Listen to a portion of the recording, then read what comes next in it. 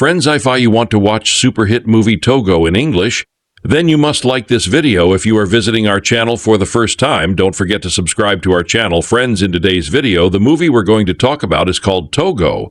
We will talk about what this movie is and where you can watch it, all the interesting facts about this movie in today's video. I'm going to tell you, I'm also going to give you all the information on which OT platform or on which satellite channel you will get to watch this movie. Also, we will talk in detail about the technical department, music department, pre-production, filming, post-production budget, box office collection of this film. We will also talk about the story of this film, and I will also give you a small review of the story of this film. Apart from this, we will discuss about the facts of this film's storyline, star cast actors' performance in the film, and which character has played which role. That's why I request you friends to watch this video till the end. Start the video. Togo is a 2019 American historical adventure film directed by Erickson Core and produced by Walt Disney Pictures. The film centers on Leonhard Seppala and his titular sled dog in the 1925 serum run to Nome to transport diphtheria antitoxin serum through harsh conditions during an epidemic of diphtheria.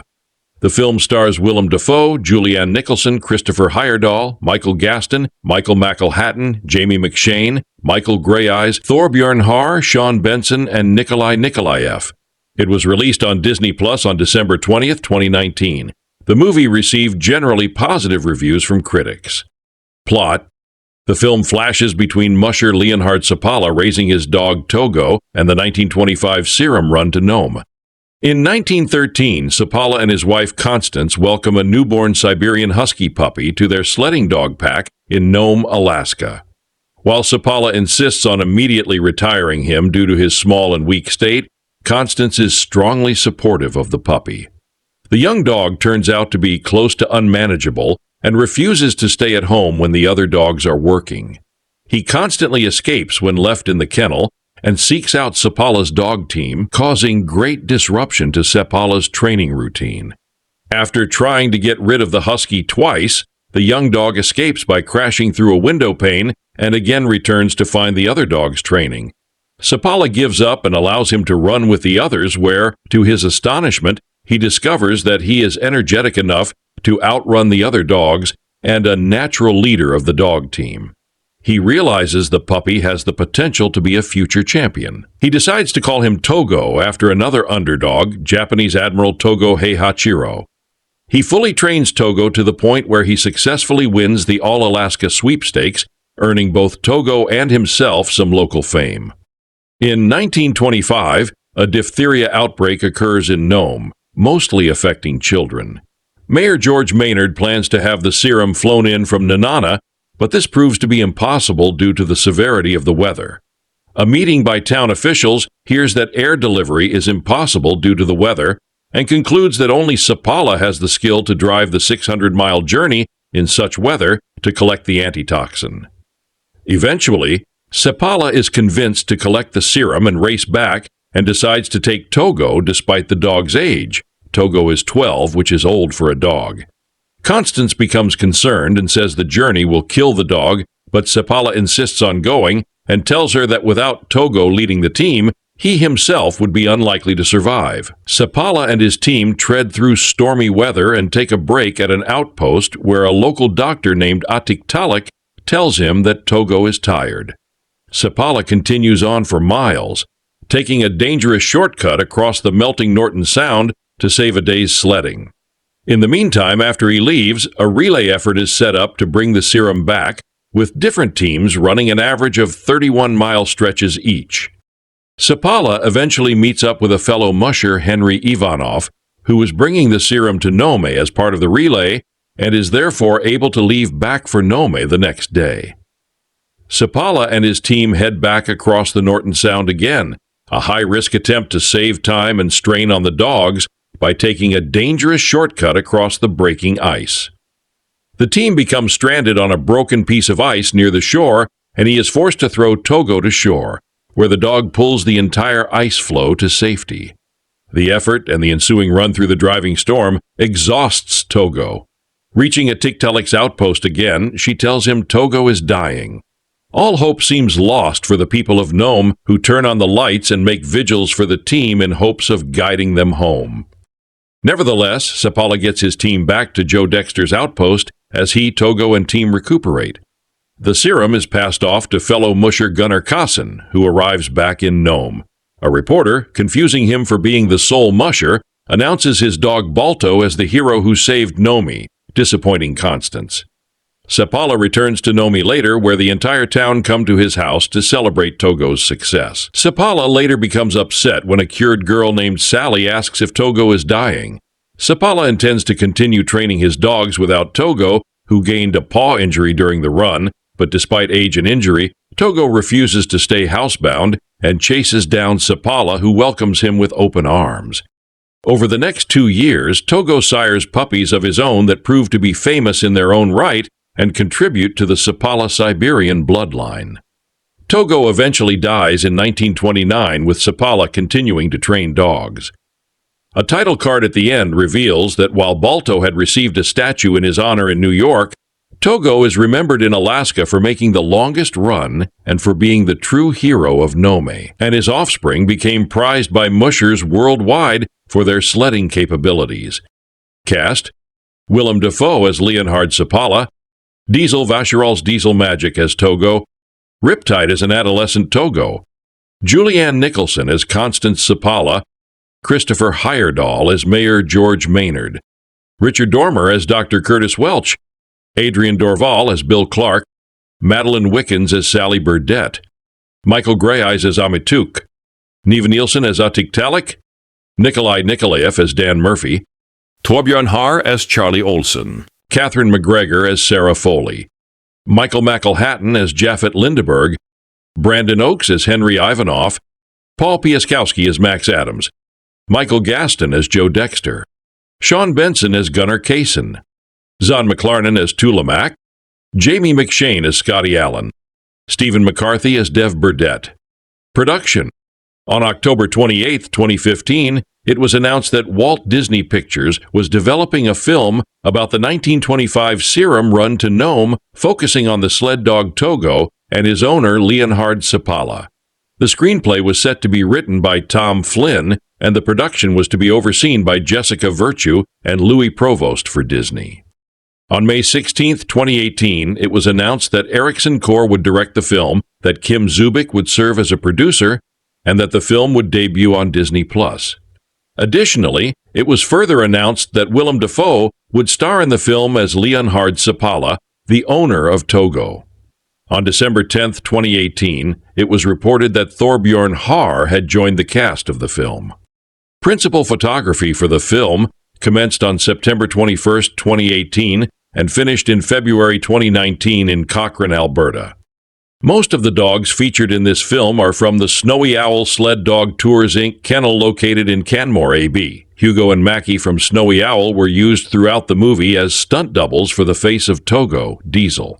Diesel Vacherol's Diesel Magic, the main dog actor who plays Togo, is a CKC-registered Siberian Husky from Newfoundland, Canada. He is a direct descendant of the real-life Togo going back 14 generations. The film's visual effects were done by Diag Lola VFX, Soho and Kosa VFX. Release. Togo was originally scheduled to be released on Disney Plus on December 13, 2019, but was eventually moved and released a week later on December 20, 2019.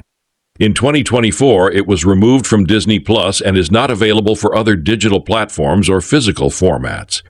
Togo, now playing on Disney Plus, is a smart, affectionately made tale about an underdog and his musher. Smart, because it shows the dog as both a puppy who's too small for mushing, and then 12 years later as a proven leader, steering his sled master Sepala, Willem Dafoe, and other dogs on a journey to bring back a serum to their small Alaskan town of dying children.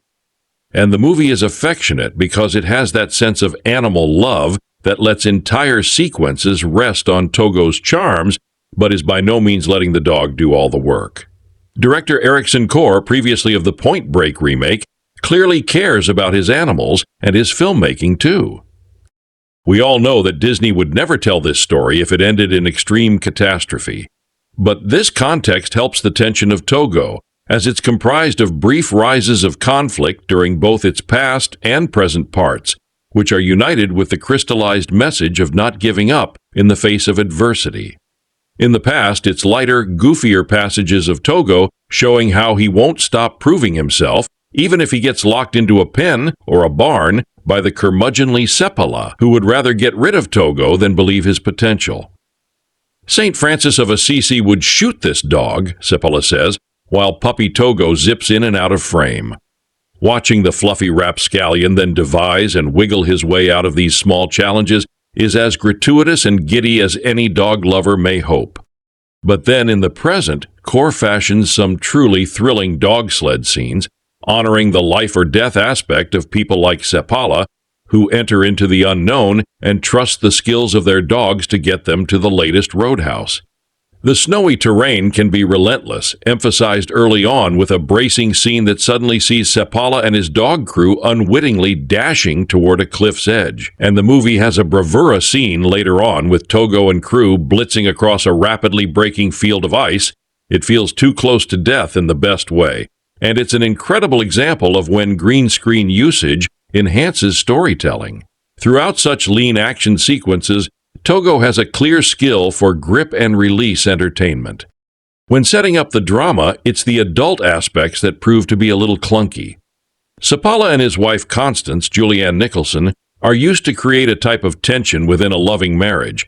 They disagree about Togo, and later disagree about Seppala taking the dangerous journey. And yet, instead of making heartfelt stakes, the bad theater dialogue will make you wonder who talks like that.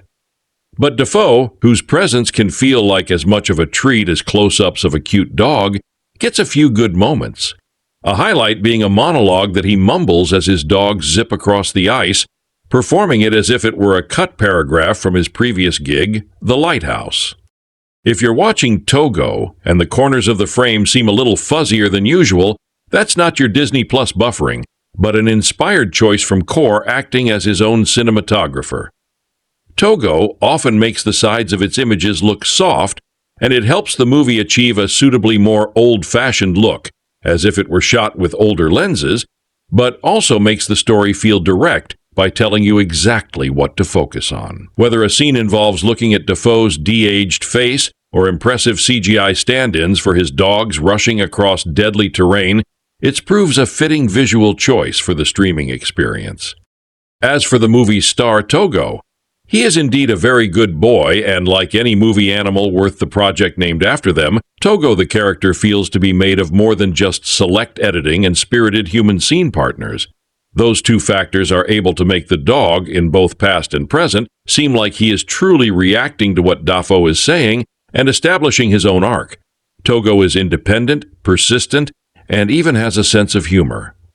A bit of the movie magic in Togo is that it doesn't feel like watching a dog who performs brave, heroic acts because he's obedient, but because he chooses to. If Disney wants to just keep investing in good dog movies for Disney Plus, I am more than okay with that business strategy. One of the streaming service's launch titles was a live-action adaptation of Lady and the Tramp, and that movie is fine. For those looking for something a little more substantial, but still in the lane of family-friendly entertainment, we now have Ericsson Core's Togo. The film follows the true story of lead sled dog Togo and his musher Leonhard Seppala, Willem Dafoe. While Balto gets a lot of credit for the 1925 Serum Run because he finished the relay, it was Togo and Seppala who conquered the longest and arguably hardest part of the journey. However, Core's movie is less interested in the particulars of the Serum Run than it is in the bond between Togo and Leonhard, which makes for a more emotionally resonant story, especially if you love dogs. The story begins in 1925 when diphtheria hits the small Alaskan town of Nome. The only way to get the serum safely from Fairbanks is via sled dog, so Seppala volunteers to make the journey. We then cut back 12 years to meet lead sled dog Togo as a puppy. Seppala doesn't get along with Togo, who he sees as mischievous, untrainable, and a nuisance, but his loving wife Constance, Julianne Nicholson, can't bear to let the dog go. For Seppala, dogs are a business, and he can't afford affection from them. But the determined Togo eventually shows that his grit and determination makes him perfect not for a pack dog, but for a lead dog. While Leonhard is initially ecstatic at the prospect of finding a use for Togo, he begins to see Togo as more than just a useful creature. If you're looking for a story about the intricacies of the gnome serum run, you'd probably be better served going elsewhere. There are a few details along the way, along with an explanation of why people know the name Balto more than Togo, but Core's movie isn't really all that concerned with relitigating that event because while it may be historically interesting, it doesn't have the emotional resonance of the relationship between Sapala and Togo. That's where the movie lives and why it's successful. For those who aren't dog lovers, you may have trouble getting into the groove of the movie, especially when Togo is a puppy and being mischievous. But for me, a guy who loves dogs and has one of his own, I thought those scenes were a blast. Watching puppies be mischievous is kind of a license to print money because you get the fun of watching them misbehave without having to clean up afterwards. So, for example, when Sapala tries to keep Togo in the barn after Togo has dug out of his enclosure again, it's joyous to see Togo knock over a bunch of things before escaping through a window. If your dog actually did those things, it would be stressful, but as it's framed in Togo, it's just part of his willful personality, and can you really blame him for just wanting to run with the pack? The film also makes the wise move of casting Dafoe. I think we greatly underappreciate Dafoe simply because he's been around for so long and is so consistently good in everything. Togo is a testament not only to his professionalism. Some actors would probably be salty for being in a film named after the dog rather than the lead actor, but to the decency he brings to his roles. Dafoe clearly has range.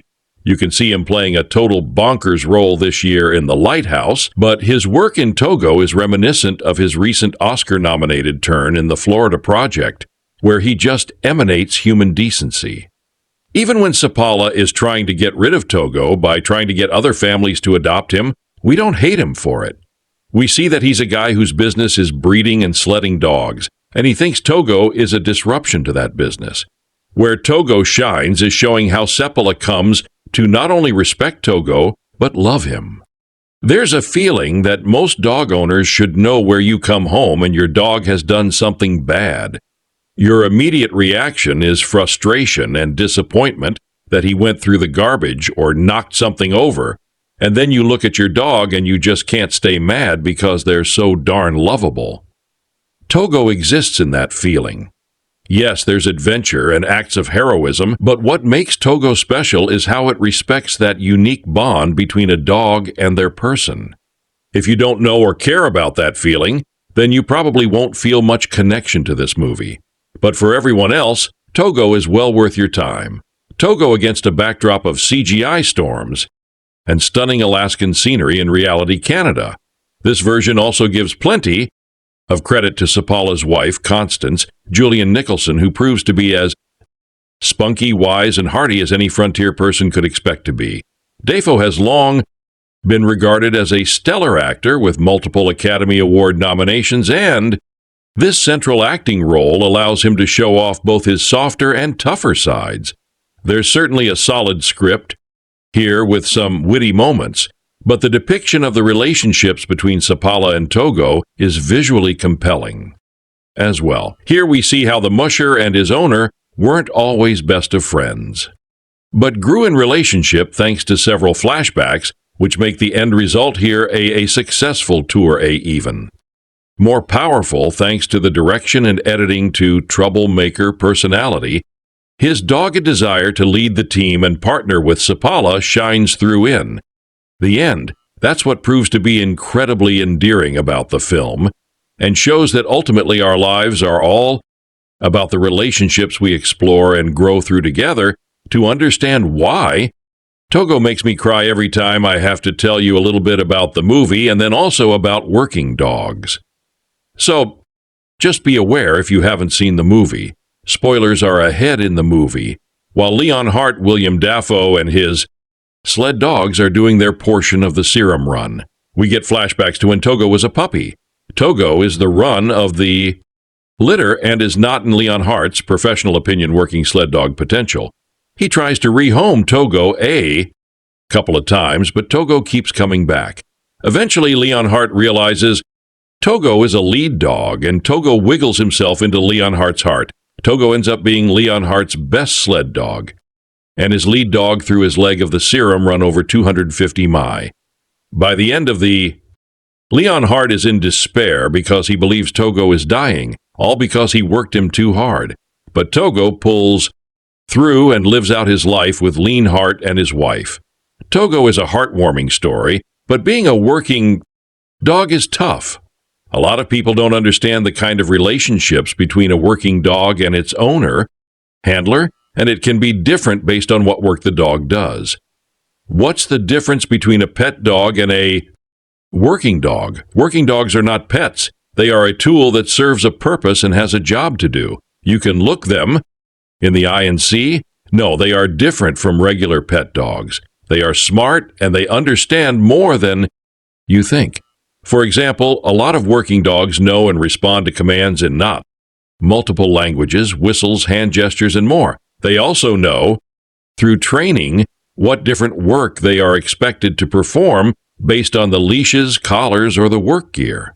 Put on them, their sense of smell can find bombs, objects, people, etc. Their drive is to complete the task given to them and obey the owner handler, that is theirs.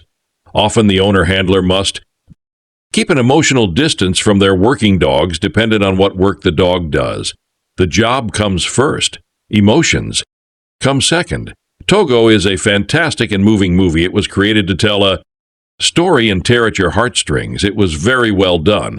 But the biggest reason why it makes me cry every time is that I am the owner of a retired working dog and I can relate to it. The retired working dog I own is a retired police canine. He is my husband's first canine baby partner, and he is a character. For the longest time after my husband brought Dasty home, he did not even acknowledge my existence. The dog, not my husband. Haha. Dasty's sole purpose was to bond with and listen to my husband. After a couple of years, Dasty warmed up to me because he knew I fed him sometimes. Some police canine dogs can be integrated with the officer's whole family, but I said, Dasty is a character, so he only interacts with my husband and me. He acts like a grumpy old man, haha. Now that Dusty is retired after many years of service. He gets to spend his days with me at home. I can now, many years later, bet and give him belly rubs. When I go to give his muzzle a rub, I can see in his eyes his intelligence, understanding, drive, and sometimes sadness at not going to work anymore. Dasty listens to me more, but still not always. When I watch Dasty and my husband interact, I see the love, devotion, and connection Dasty and my husband have. One of the reasons Togo is so good is because I saw the same connection between Willem Dafoe's lean Hart and Togo in the movie. In Togo, I saw the drive of a working dog, the same drive I see in Dasty every day. So, excuse me if we are ever watching Togo together because I will be a blubbering mess. The movie Togo reminds us that being a working dog is not easy, but they are essential for many things. As I mentioned before, many remember the great serum run because of the dog Balto. But it was Togo who did the hard work to get the serum where it needed to.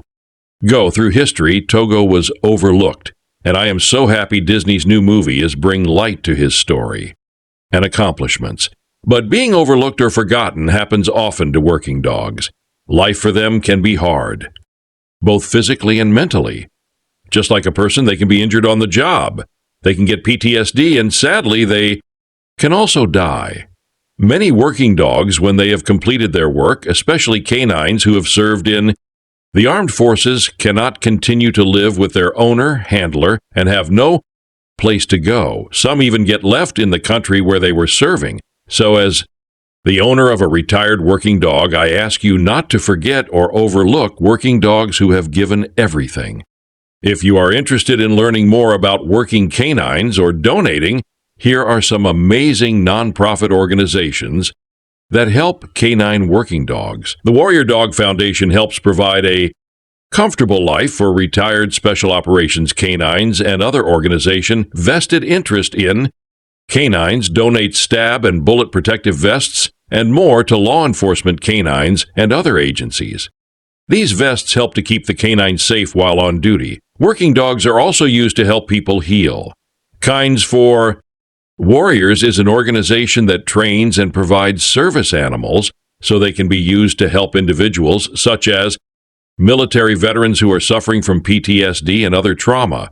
If Disney wants to just keep investing in good dog movies for Disney Plus, I am more than okay with that business strategy.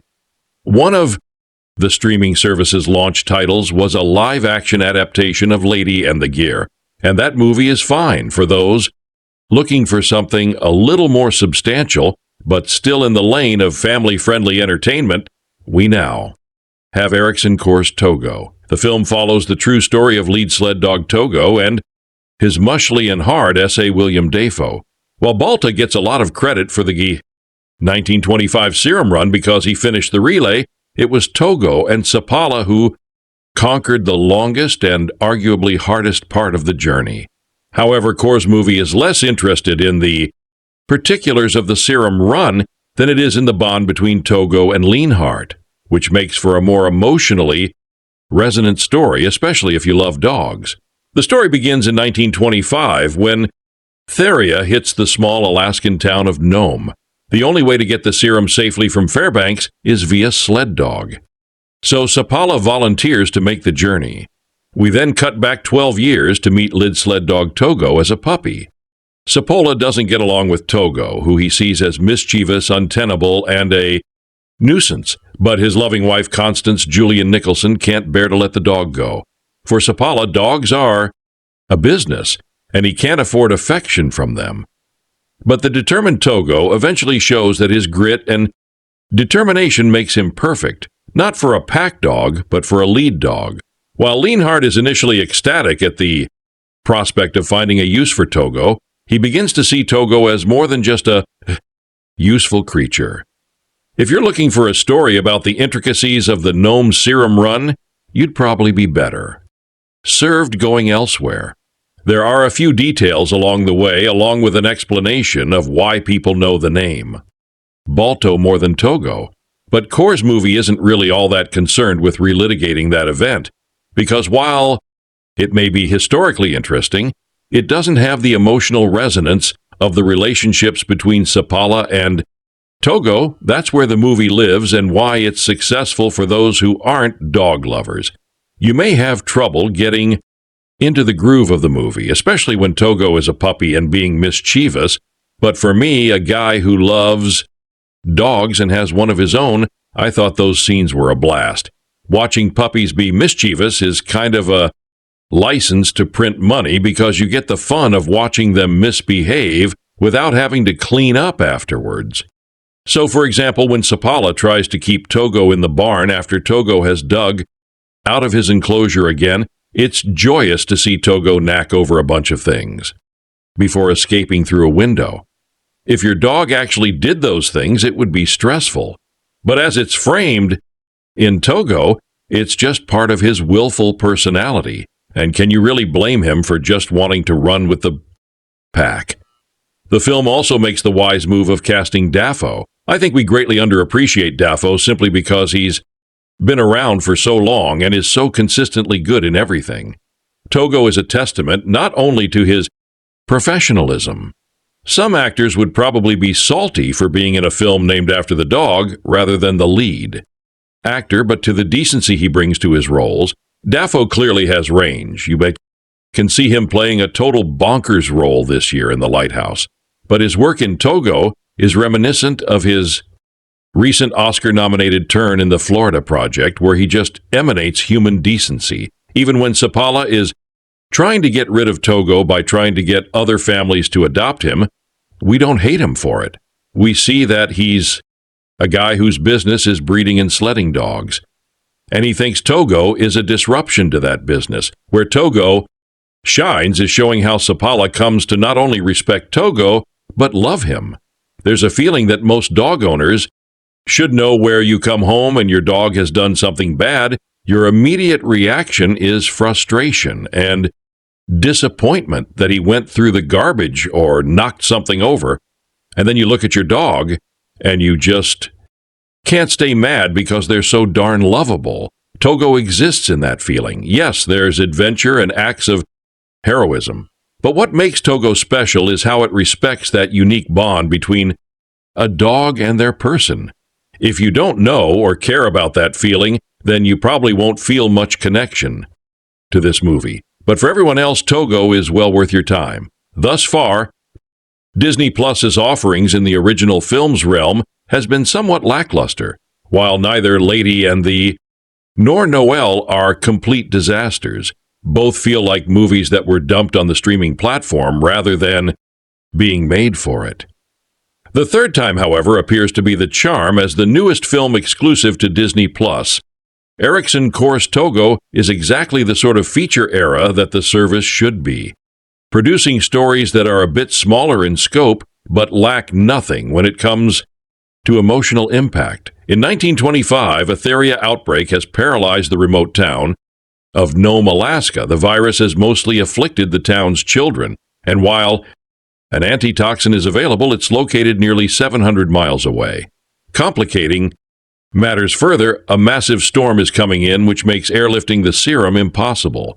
With no other options, the town turns to champion dogs, racer Lee and Heart Apollo, Willem Dafoe, and his lead dog Togo to make the trip as fast as possible.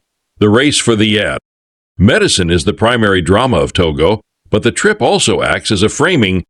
September, as he is called by his friends, is off on his cross-country trip almost as soon as Togo starts up. And so our introduction to the man in doubt. The dog comes in this form of flashbacks that break up the journey. There are two relationship stories that are key to Togo, with the first being between the musher and his lead dog. Willem Dafoe is in his element here. Nobody plays a Kagon quite like Dafoe, and here he gets to be every bit the angry old crank while being lovable along the way. His emotional bond with a dog, as single-minded as he himself is, will cut right to the core of most viewers. Togo is equal parts co-worker, pet, and child to September. And if you've ever held any of those things dear to you, you'll find yourself just as attached. You don't get to be a somebody who spends as much time or more with dogs than people in the wilderness of Alaska, without being at least a little bit nuts, though. And that's other thing Willem Dafoe is especially good at playing. The actor's particular brand of crazy plays perfectly for the large stretches of the film when he's the only human being on screen. Dafoe never falters to keep your... The other important relationship in Togo is between September and his wife, Constance Julian Nicholson. Nicholson's performance is largely the highlight of Togo, if only because it's so unexpected. She's the one who first bonds with the dog and winds up waging a hilarious Cold War with her husband over the animal during the flashbacks, and who fears for the safety of both of them while they fight the elements on their dangerous mission. The conversation about performances in Togo is incomplete without talking about Togo himself. After a pair of Disney movies where animals talk like people, it feels so refreshing to see a dog in a movie that's just a dog. He's no less entertaining and sympathetic simply because he's real. It's actually much easier to feel a connection with the animal because he's simply an animal. And yes, he's also cute as hell, in a time when the Disney theatrical schedule is dominated by projects that are going to make $1 billion at the global box office. Togo is exactly the sort of movie that needed a place like Disney Plus to thrive. While some of the sweeping shots of the Alaskan wilderness and a couple of exciting sequences on a frozen lake would probably look amazing on the big screen, the core impact of it isn't lost on a smaller one. Rather, it's allowed to thrive. While this Led by Eye Grace Against the Clock is exciting, Togo is ultimately a story about connections between characters, both people and animals, and that plays at home in an odd twist. Once you've seen Togo, you also realize just how much a movie about Togo was necessary. If you know any names connected to the serum run to Gnome, you likely know the name Balto, which was the dog that led the team on the final leg of what turned out to be a relay, as September was in the midst of the run.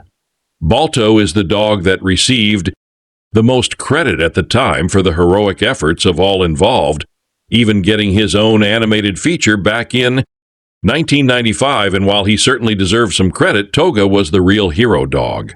And Considering the superhuman and super canine feats on display in this film, the movie finally gives the dog his day. Togo is the best original film made for Disney Plus so far, and while that may be faint praise for the nascent streaming service, it bodes well for what's to come. Cinema Blend's resident theme park junkie and amateur Disney historian.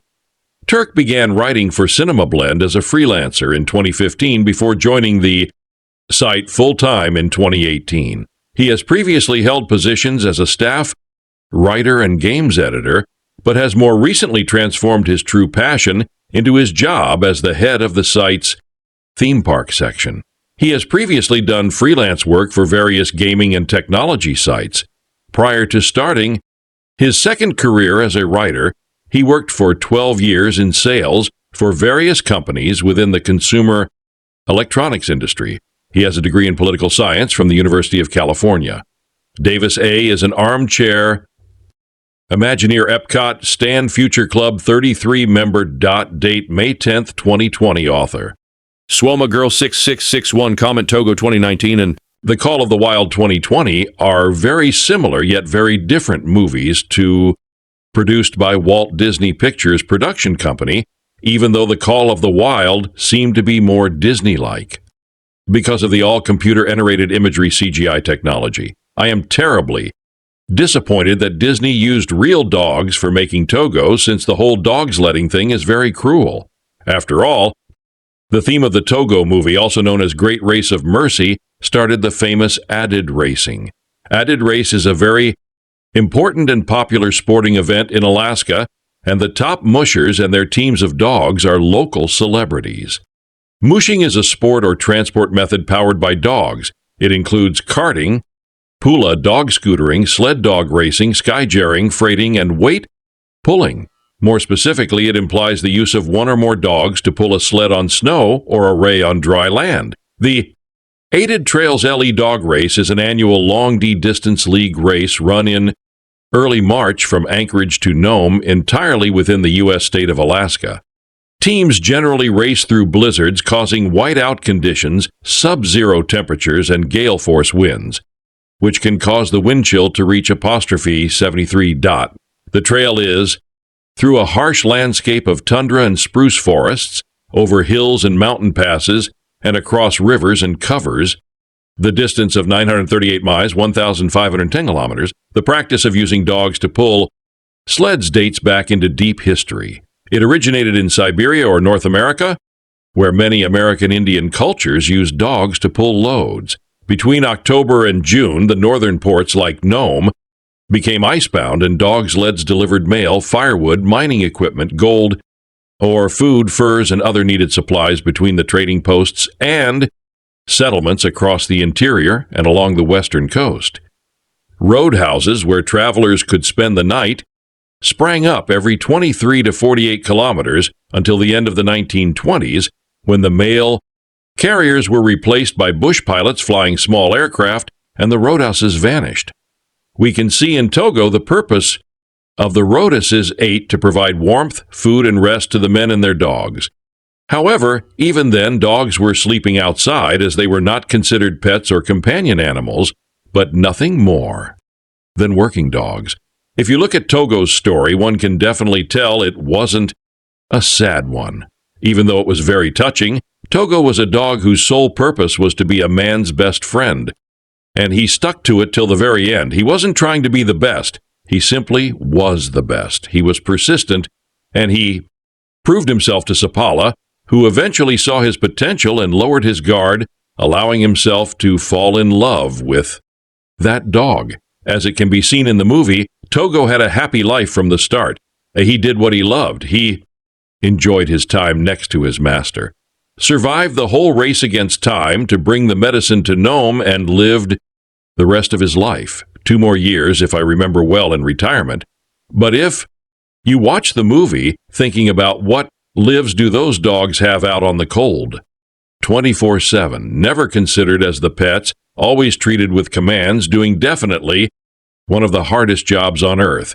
It is very sad. That is why it's even sadder that in today's world, when we don't need dogs to pull the sleds for mail, wood, food, etc., we still use them for our own entertainment and still hold them chained outside in snow for the entire days. It speaks about us humans who don't value other creatures' lives, as we always place ourselves above others, and that is morally wrong as far as the historical accuracy is concerned. The movie, for the most part, remains faithful to the story of Leonhard Seppala and Togo Idai's Middle Dot. Two of the more cinematic moments in the film that actually did happen in real life include Togo escaping his second owner by jumping through a glass window and Togo using his strength to pull Seppala's lead out of the Northern Sound. The movie, however, excludes Seppala and Constance's daughter Sigrid, who was among the many children who was at risk of contracting Theria'ideas's Middle Dot. Seppala's reaction to Bal to getting the credit is not shown, though Constance is shown to be rather annoyed by the news. In real life, Seppala openly voiced his disapproval of the dog hero mix-up Ideas's Middle Dot. In addition, the film depicts Seppala's lead team as being composed of 11 dogs with Togo as the only lead dog. In real life, there were only 6 dogs on Seppala's team, and Togo was assisted in leading by another dog named Fritz, Idiar's Middle Dot. Also in this film, Gunnar Cassine's team is composed of only 10 dogs. In real life, Cassine's team consisted of 13 dogs. Idiar's Middle Dot, also Balter, strongly resembles the way he looked real life, except that he has blue eyes as opposed to the dark brown eyes that he had in real life, Idai's Middle Dot. The movie also depicts Togo living out the rest of his days with Seppala. While in real life, Togo was given away to a fellow musher named Elizabeth Ricker in Maine on parting with his best dog. Seppala stated it was sad parting on a cold gray March morning when Togo raised a small paw to my knee as if questioning why he was not going along with me. I never had a better dog than Togo. His stamina, loyalty, and intelligence could not be improved upon. Togo was the best dog that ever traveled the Alaska Trail. Seppala did visit Togo a couple of times and was by his side when he was euthanized. This movie reveals who the actual hero was in this 1925 serum run to know Mogo and not Balto as previously thought. But I think all dogs were equally in it and equally deserving of the medal statue or a simple recognition that they too put all their strength and above all other lives to achieve the mission. The ending words in the movie state that 20 sled teams participated in the 1925 serum relay. 19 teams ran an average of 31 each, but only one team ran 264 miles. A statue was erected in New York Central Park commemorating the serum run, and it's a statue of Balto. In 2011, Time magazine named Togo the most heroic animal of all time.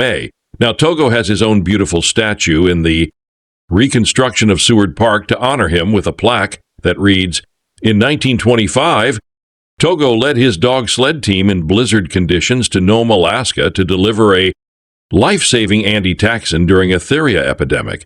He traveled nearly 300 miles, farther than any other dog in the relay, and his courage saved many lives." All in all, I think that the movie is done really well. I always fall for animal stories in movies, and Togo is no exception. I don't need to feel sad for him yet. In some way I do. That's why I was emotional and on the verge of tears throughout the film. Also, comedy parts were delight and something this film really needed to break all the tension. Willem Dafoe is, as always, a wonderful actor, and I was thrilled to watch Julian Nicholson playing Seppala's wife. The real negative remark this movie has is that it used real animals instead of CGI, as we are past the time when we need to use animals as the props, and that is why I will rate it with 9/10. The Call of the Wild is thankfully a fictional story written by Jack London from 1903. But if it was for real, I could imagine how hard it could be for Buck and his fellow friends in 1890's Claude-like gold rush. I am very glad that all animals are computer animated, and it definitively didn't spoil the whole impression of it. As I wrote above, the good thing is that there weren't any voiceovers because each emotion was well presented on dogs' faces and worth more than 1,000 words. Even though the story has a happy ending, all the hardships Buck, a Street Bernard Scotch Shepherd mixed breed, went through was really hard to digest. It is easily relatable to the everyday cruelties that are happening to animals across the world. For me, the biggest tragedy in the world is when childhood's innocence gets raped in adults' world. When all the feelings of comfort, trust, safety, peacefulness get lost because you are not in a position to fend for yourself and are dependent on someone's mercy. That is why, for me, children and animals are equal. They both need someone to take care of them. But the children eventually grow up while the animals always remain in need of protection. But my point is that Buck was just a gentle giant. He was mischievous because he was innocent and trustful and a happy dog. That is what they all deserve to be. But again, humans come in the picture and destroy that ideal image. Buck gets taken away all the way from California to Yukon. While being mistreated during the journey, he ends up in the hands of a good man, but in harsh conditions. He becomes this lead dog for Parao, and his assistant France was who were mail carriers. Even though some comic scenes tried to relieve hard times Buck was going through, each scene would end up with a little heartbreak. Sleeping outside in the deep snow, Buck had no choice but to fight for his place in day. Dog's hierarchy. There we have the scene where he fights with the pack leader Spitz, and it ends with Spitz leaving the pack. In that part of the story, dogs were personified, and that is something that is characteristic for Disney movies, where animals have all sorts of human traits and feelings. I definitely don't like that, and that is probably why I don't like watching Disney movies, since if I want to see hatred and killing, I will watch it in adult movies and not children's animated films. I can't help but feel sorry for Spitz, even though I wouldn't feel sorry for him if he was played by a human being in a regular movie. After all, he was a villain and deserved his fate. But on the other hand, he was just a dog. That is why, after each of this journeys, Chapter 1 felt bigger and heavier burden on my chest, as it was hard to watch this movie. Since I'm weak on animals, they simply have a special place in my heart. Anyhow, after some time, Parao's mail route was replaced by the telegraph, and he had no other choice but to sell his dogs. Once again, these dogs are left at the mercy of people, and you can see how they feel and how sad they are, and it is simply heartbreaking. They get bought by an evil man who is looking for gold and wants them to cross over a frozen river that is about to melt. He runs the dogs to their exhaustion, and when Buck gets saved by John Thornton, Harrison Ford, other dogs don't have that fate. And we later learned that they all ran off, thankfully, as I thought they all drowned. Buck then finds his way to Jay's heart, and they start a peaceful journey that is a great relief for my already half-broken heart. They enjoy spending their time together, and there are some really funny scenes. But Buck slowly starts to feel more comfortable around animals of his kind, wolves. After Thornton dies in a fight with that evil gold seeker, Buck returns to the wilderness, gets his offspring with the white wolf, becomes the pack leader, and fully embraces the call of the wild. It is all very touching, and even though it has a happy ending, I can't feel indifferent to everything Buck's been through, how he and other dogs were treated, how human beings are very, very cruel, and how the best way to be safe and peaceful is to never be around people, but among your own. I want to give this movie 10/10, and I don't see a reason why someone else wouldn't rate it high. I don't usually watch these kinds of movies, as I end up crying since I know how hard it is for animals to live among humans. To sum it up, in both movies, Togo and The Call of the Wild, we were able to learn something new, and we could see what mushing is and how dogs letting was a hard and cruel job. For dogs that humans still use, naming it sport and exploiting the animals for fun and entertainment. I would definitely recommend both movies for watching, and I again emphasize the shame that Togo didn't use computer animation to spare the animals of unnecessary suffering. Willem Dafoe portrays Leonhard Sapalo, a Norwegian dog breeder. Sapalo must face harsh weather conditions in order to transport the anti-tax and serum in 1925. At the front of the pack of Siberian Huskies is Togo. Despite Togo being 12 years old and others were skeptical, Leanhart knows that this is the dog to help lead them on their dangerous mission. Leanhart did not always hold Togo in such high regards as we see through flashbacks in the film. Togo was an adventurous little dog who frequently burrowed his way out of places and disrupted the rest of the team when Leonhart was attempting to train them. Leanhart, against his wife's wishes, even tried to get rid of Togo, but Togo kept coming back to him. A Togo is just as much a story of the great race of mercy as it is about honoring the dog itself. The movie brings you right to the edge of fear with some incredible racing, scenes somewhere you don't know if any of them are going to make it. Then we have endearing flashbacks of Togo as a puppy and him wiggling his way into Sapala's heart. This isn't a role that you would probably picture DFO in, but I really enjoyed chemistry he had with Togo, especially in the flashback scenes, where we see this slightly cantankerous man warming up to this special dog. Julian Nicholson plays Leanhart's wife in the film Constance, with whom he has tangible chemistry with as well. It's with Constance's warm and sometimes stern encouragement that Leonhart begins to see the potential in Togo. Eventually, Leonhart and Togo get on the same page, and he knows that it has to be Togo at the front when it's time to begin his journey. Not all heroes are human. Togo is the story about two key figures in the 1925 Serum run to Nome, Alaska, in which dog sled teams relayed to transport the anti-tax, and Serum through harsh conditions over nearly 828 miles to save the Alaskan town of Nome from an epidemic. The two key figures are Leanhart Sapple, played by Willem Dafoe, and his lead dog Togo. Now, I know what you're thinking. This sounds a lot like the story of Balto, and you would be half right. Balto was indeed one of the famous dogs that was part of the 1925 Serum run and has gained most of the credit. But he wasn't the dog that took on the longest and most hazardous stretch of the run, despite what reporters and filmmakers would have you believe. That honor goes to Togo and his Masha, who were basically robbed of the credit they deserved. When it comes to Disney adopting true stories, they can certainly be a mixed bag. Some can be decent and some can be a drag or just plain uninteresting, but Togo shines through as perhaps one of the best true story adaptations I've seen from Disney in a really long time. This is an adventurous story of the bond between a man and his dog, a pair who would save the lives of many. The film flips between the historical dangerous run both of them went on and how their bond began years before the run.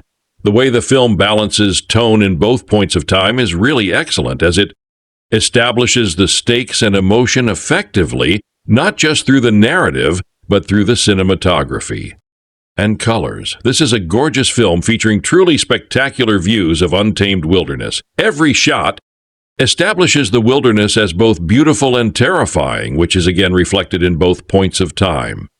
The same can be said about the music, which enhances the experience of every scene. Willem Dafoe delivers a very strong performance, delivering humor and heartfelt moments as he bonds with a dog who started out as Wild Run and became his true best friend over time. Togo is a good boy, the best boy. In fact, the amount of training this dog had for this film is incredible. And the fact they were able to accomplish so much with the real dog for this story is absolutely incredible. Obviously, there were some scenes where CGI was used to protect the animals, but for the most part, everything was real. The story itself is both adventurous and at times cute and charming, but it can also be impactful emotionally, especially when you see Togo and Sele going through dying feats at a large cost. There was a lot at stake, and they did so much to get the medicine to the people of Nome. They did the most miles of the run out of the 20 sled teams that were involved. And what happens? Another team that barely did any of the hard work gets glorified as champion of Nome. The movie really makes you look back at how various forms of media always seem to praise Balto as the hero that saved the town from a pandemic. Togo was an old dog of 12 years and despite the odds managed to pull through the worst thanks to his iron will and the faith of his master. The world may not have given him recognition, but the people of Alaska and other mushers certainly did. In a way, this movie does reflect how we don't really recognize some heroes in our society now because we never really hear about them, either because others fail to recognize their efforts or others take the credit. This movie aims to give recognition to two major heroes who saved countless lives. But in order to make it really impactful, the movie had to show the key moments of their past where they were drawn close together before showing how it culminated. This is a movie that has been seriously slept on and is now available to watch on Disney Plus, with a huge streaming binge going right now on. I'm absolutely shocked. No one is talking more about this movie. This movie needs serious attention from everyone. The performances are great, the dogs are amazing, the filming and environments are stunning, and the story is very impactful in many ways, and it really can teach you some serious life lessons. Also, I think it goes without saying that we should never ever underestimate the loyalty of dogs. I'm going to give Togo an A. One of my favorite things about Togo is how it flashes back and forth between the present and the past. Throughout the film, we watch Leanhart's journey, but also scenes that show us how he came to love Togo. Even if you aren't a dog lover, you are sure to fall in love with Togo, just like Leanhart did. The fact that this is an untold true story really got to me. I think that is part of the reason I was so much more invested in it than I expected to be. Hey, I won't tell you if they make it or not, and what Togo's fate is, but I will tell you that there were several moments I teared up during Togo, and it made me love my pups just a little bit more. An original movie starring Willem Dafoe and Julian Nicholson, Togo is the untold true story set in the winter of 1925 that treks across the treacherous terrain of the Alaskan tundra for an exhilarating and uplifting adventure that will test the strength, courage, and determination of one man, Leon Hart, Apollo, and his lead sled dog, Togo. A few days ago, I got invited by Disney to go not only interview the director of Disney Plus's new movie, Togo Erickson Corp., but to also attend an advanced screening of the movie, plus the after-party Whoop Whoop Lol. However, after watching the trailer for Togo, I was a bit concerned with so many new things on Disney Plus, Netflix, Hulu, etc. Movies like Togo can get pushed aside easily, especially if you've already watched Disney Plus's new Lady and the movie, and you're not in the mood for another dog movie. So is Togo just another dog movie on Disney Plus? The movie itself is okay. It's more of a documentary than a Disney movie, honestly. And if you're just watching it without the knowledge that I learned from Togo's director, Erickson Corp., during our interview before watching the movie, you're going to feel a bit disappointed. Unless you're a dog lover, a broken bar, and then in that case, a broken bar, you're going to go through all the emotions, and at the end, you're going to hate the world. Especially if you're from New York, lol. Believe it or not, everything you see before you is what really happened. It's real. The storm real, those mountains real, like a broken bar during the Geekly Retreat last month. We got to peek into a soundstage at the Paramount Studios and also walk around on the set of Grace and Frankie, seeing what that set looked like in real life up close, and then knowing what sets usually look like on TV is incredible. They look pretty much like the real deal on TV. Despite it being all fake paint, slabs of wood, props, etc. Oh, and don't worry, I'll go into more detail about my trip to the Paramount Studios later on this week. However, a broken bar, knowing that TV can make things look real even though they're not, and knowing that some people like Erickson use real locations to shoot on is crazy. So honestly, as I watched Togo, ignoring everything else that was happening, I was beyond amazed, because I knew that this stuff was real. It really helped drive the story home. Would I have liked it to be a bit more dramatic at times? Sure. As Disney fanatics, we've grown quite accustomed to a lavish lifestyle in terms of entertainment content. Lol. I mean, look how big and grand the new Aladdin movie was, but considering that the entire crew was working outside in minus 40 degrees weather to make this happen, I'm quite content. Thank you very much. Lol. Yes, that's another thing I learned during our interview. When you watch Togo, you're watching a story about how a man goes from hating his stupid-ass dog to this is the best dog in the world. You're watching a man basically say, hey, screw my life. Forget how much I love my dog and wife. We're going to do this because our community needs us to. You're watching a man say, I can't sit here and not try to help save these kids' lives, even if that means I may lose my dog's life or even my own. So, as someone who's always loved dogs and has always wanted one, this movie hits hard because I understand that dogs and humans really have this amazing bond. With all the competition out there, I'm really worried people are going to overlook Togo. But Erickson also said that because it's on Disney Plus, it gives families a chance to watch this whenever they want instead of feeling compelled to go out to a theater to watch it. Because if that were the case, they probably wouldn't. There's just too much out there. However, when you're bored at home and tired of watching the same movie over and over, you'll stumble across Togo on Disney Plus, throw it on to fill the time and marvel at the story. You may even scream at the screen a few times, L, and it'll be there for whenever you need a reminder that there are great people in the world. So as soon as my daughter watches Togo, I'll update this post and let you all know what she thinks, because yes, her opinion matters, lol. I also feel like my dad would love this movie, so I'll have him watch it with my daughter and see what he thinks as well. Erickson did say that this movie did great with people over 35, including and especially men, so we'll see. Like I said, after watching Netflix's series, Raising Dion, but do I think you should watch this? Yep, I need you to watch it so you know why we need to tear down this stupid-ass Balter statue in Central Park, lol. I need you to watch Togo because right now we need to be reminded that sometimes we should help others, selflessly.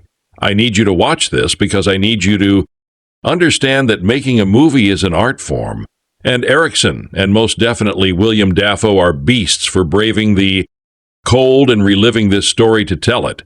I need you to watch it because I need you to understand that life isn't fair. And sometimes we don't get the credit that we deserve. But that doesn't mean we shouldn't do that nice thing we want to do. Noelle wasn't that great of a movie either, to me at least, but I think the messages in the movie were great. And if people are eating that up and watching it over and over and over, a broken bar, then damn, the least your ass could do was watch this once and just marvel in the fact that this was very well made, and I'm proud of everyone who worked on this film as if they were my actual friends. Lol. In 1925, there was a deadly outbreak of Theria that threatened to kill the children of Nome, Alaska, a small, secluded town near the Arctic Circle. Nome was a hard place to get to at any time, but in the dead of winter, it was almost entirely cut off from large cities like Fairbanks. The only hope of getting critical medication to the town was by dogs.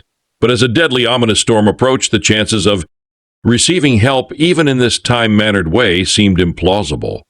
That is until Leonhardt's Apollo became the first man, later joined by other mushers, to trek the Alaskan tundra with his pack of VAP dogs and lead champion Togo.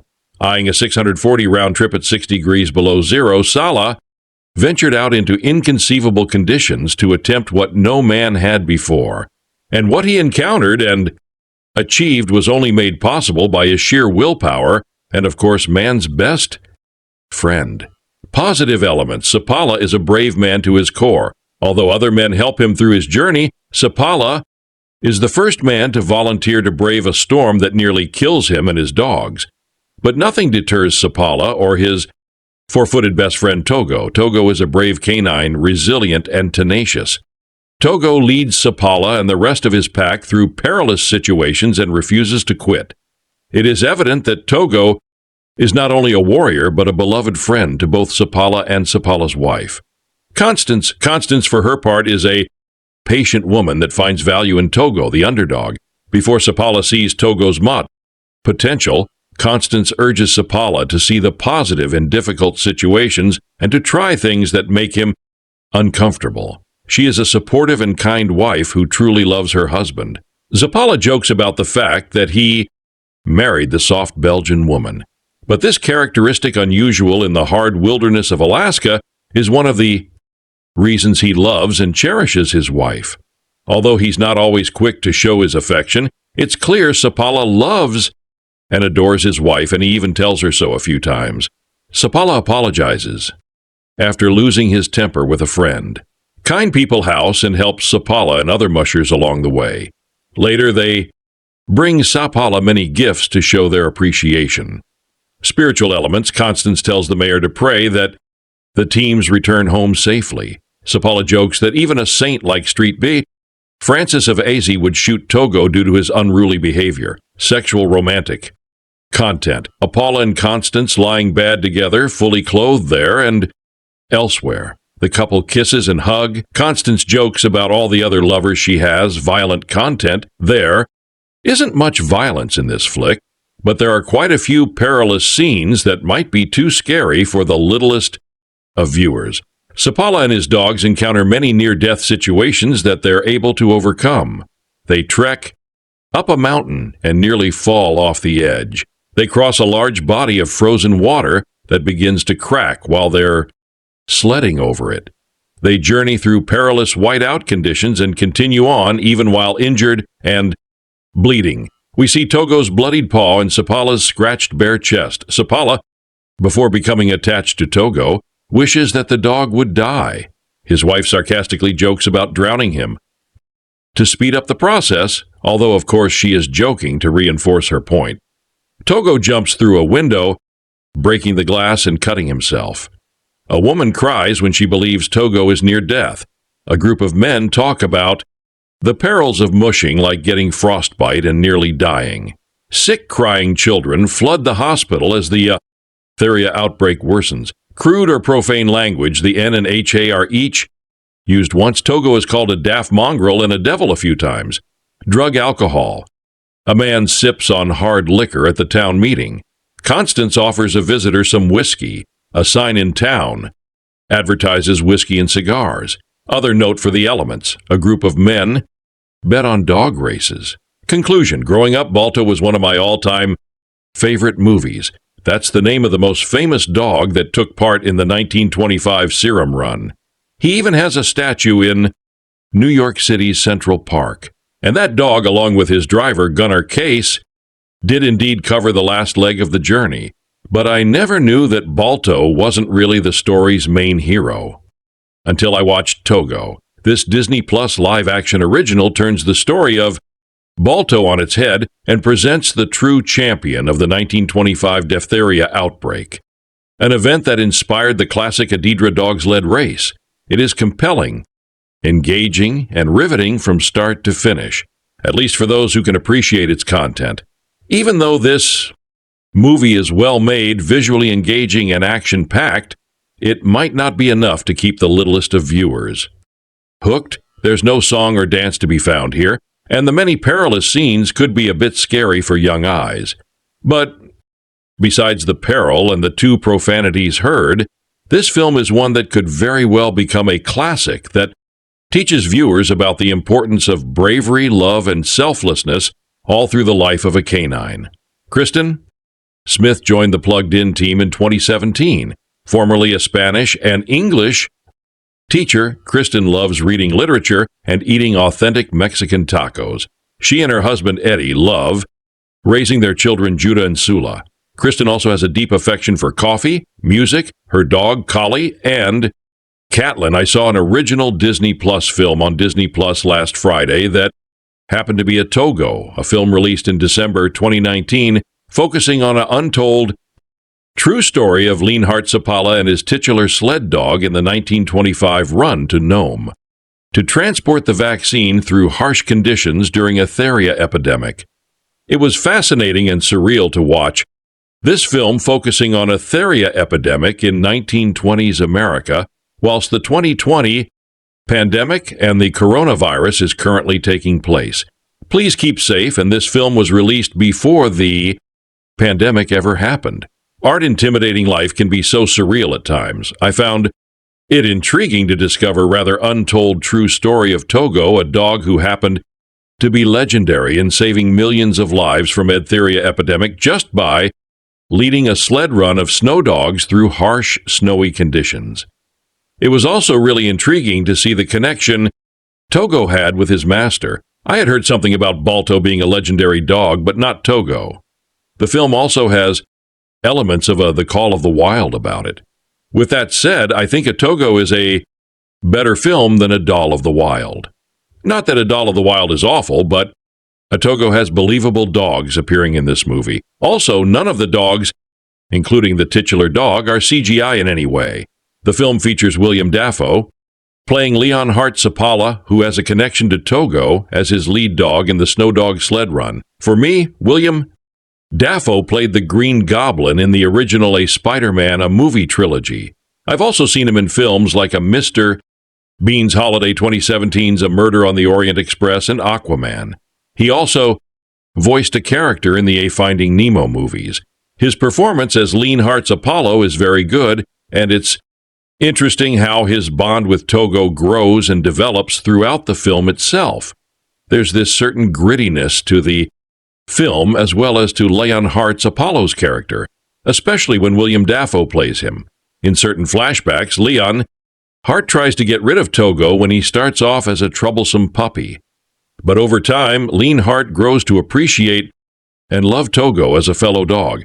Yeah, talking about the flashback scenes, there's a certain 2019 Say Little Bina approach to the storytelling in this film. By that I mean we tend to jump back and forth 12 years earlier in the past to what happened to Togo as a pup before we return to the present as Togo leads the 1925 Serum Run.